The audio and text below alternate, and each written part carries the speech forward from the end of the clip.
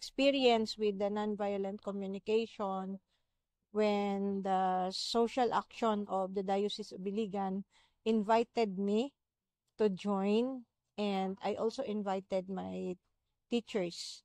So that was the first time way back in 2017 with Ma'am Amina Mambuay, who who was the facilitator at that time.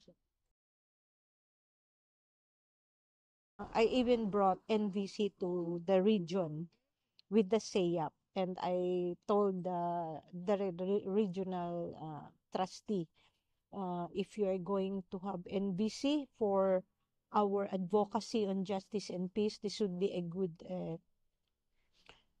good start when we have the NVC.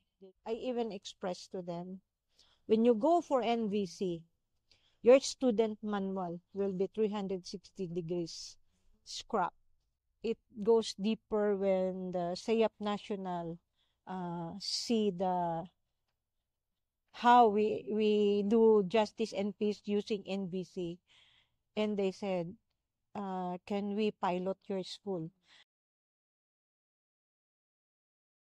So this year, actually, our school is piloting justice and peace and conflict resolution skills, a non-violent school culture, and we are on at the center is the NVC.